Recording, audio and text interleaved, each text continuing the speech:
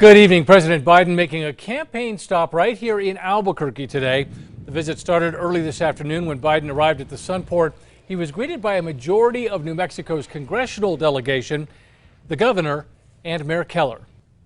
President Joe Biden just wrapped up 2 campaign stops here in Albuquerque, where he's trying to rally the base and get people out to vote, with national focus on a House race here in New Mexico. News 13's Jessica Gaddate has been following this story all day long. She joins us with the latest. Jess?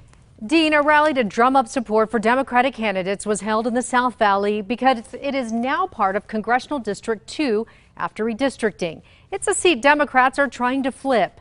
President Biden saying he supports Las Cruces Democrat Gabe Vasquez, saying he badly needs his vote in Congress. 5 days to go, and until the most important elections in our lifetime. And that's not hyperbole. It's going to shape what the next two generations look like. Not a joke, because so much is changing, so much. Hundreds gathered at the Ted M. Gallegos Community Center near Bridge and Coors, where Vasquez is in a tight race with incumbent Republican Yvette Harrell. The president spoke earlier at an event on the CNM campus where he praised the governor's Opportunity Scholarship, calling her one of the best governors in America. He also focused on his student loan debt forgiveness program. In New Mexico, more than 150,000 borrowers receive Pell Grants to go to college.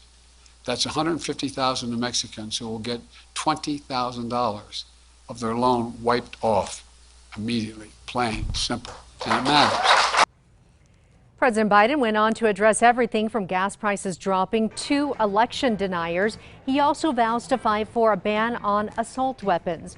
The president has not been seen as much on the campaign trail after low approval ratings across the country. But New Mexico is different. His ratings here are higher, especially among Hispanics. I'll have a complete wrap of his visit today coming up on News 13 at 10. Dean? All right, thank you, Jess.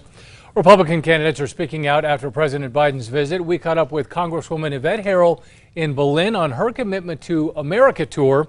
The rally focused heavily on her re-election bid in Congressional District 2.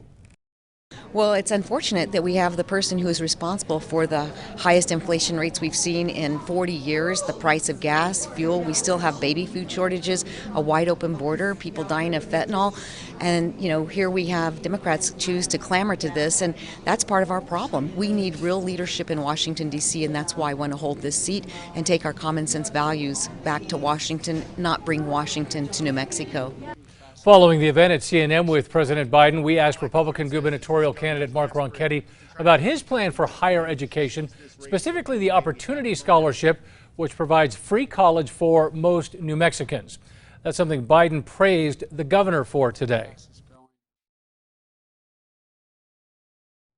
I think the lottery scholarship is working well in the state of New Mexico, and we should have continued with that. What this governor's tried to do by expanding that is you start taking people like, say, a plumber in Albuquerque shouldn't be paying for, say, someone to take art classes in Santa Fe. We have to invest in people getting degrees in jobs that we need them to fill, and there's no doubt the lottery scholarship was doing that, and we'll continue to invest in that.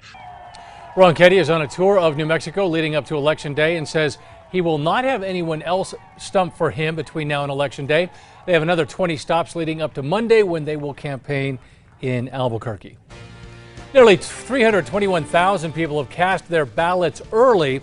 That's about 23% of all registered voters as of October 30th. Nearly 170,000 of them are Democrats, while nearly 110,000 are Republicans. More than 38,000 declined to state a party. Now, you have until Saturday to vote early, and Election Day, of course, is on Tuesday.